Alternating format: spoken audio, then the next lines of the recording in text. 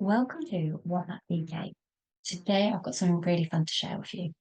A little look at Aldi's special buy yarns. These are only around while stocks last. So if you see something you do like, make sure you grab it quick because some stores are selling out certain ranges so fast. So I picked up these four to show you today.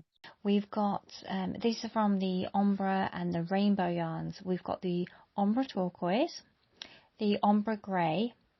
Now this one wasn't actually shown on the website. This was a surprise. And I'm actually going to be working something up with this gorgeous Ombre Grey myself. The Wildflower Rainbow and the Taupe Rainbow. These yarns are part of the limited release for the special buys, and they do seem to be much improved version compared to the Aldi's previous version of this. I've noticed they're an awful lot softer to work with, and the label does now recommend a slightly smaller hook, and it does make it really smoother and easier crocheting experience. The older version felt really rough to work with. So if you did pick up this yarn last time it was released, there is a big difference between last time and this time. So let's take a look at how they actually work up. The Ombre Turquoise. This one is actually a personal favourite, and this one has a really gentle, gradual colour shift. You're going from these deeper, darker shades all the way through to the brighter, turquoisey, lighter shades.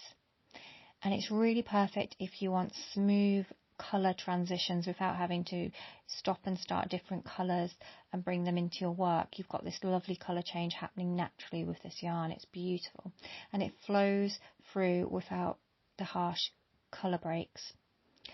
So moving on to the Ombre Grey, and here's an example I've worked up here to show you how this one looks again. And it's similar here, but we've got the grey tones, and it really fades beautifully from the greyer tones all the way through to lighter greys and into like a cream or a stone tone. And it's a really versatile, really subtle one. So if you're looking for a more subtle ombre look, this is a really good one to try. And next we're going to look at the Wildflower Rainbow. Now this is a beautiful example from Joy, and she's worked this up in the granny square, the granny cluster style. Now this one's a lot more playful, and instead of a smooth transition like we had with the ombres, you get these really lovely fun flashes of different colour, almost like confetti sprinkled through your project. It gives a more random speckled look and a speckled effect when you work it up. Now let's look at the Taupe Rainbow. Now this one is a beautiful example that's worked up by Shaheen, and again it's in the granny cluster effect of crocheting. And it really has the same sort of random effect, but a lot more subtle than we saw with the Wildflower one.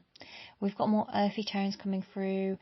We've got little pops and flashes of colour with like some brown hints of colour here. It's a little more subtle, and it really does have a lot of personality still, being the rainbow effect. So overall, I'd say the ombres are your go-to if you want a smooth, gentle transition between colours. And the rainbows have a lot more energy about them, and they're surprising with their little pops of colour.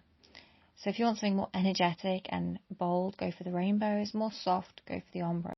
Thanks so much for watching. Let me know in the comments which one of these yarns is your favourite, and if you've tried them already. And don't forget to like, subscribe, hit the bell for more, and I'll see you next time. Happy crochet!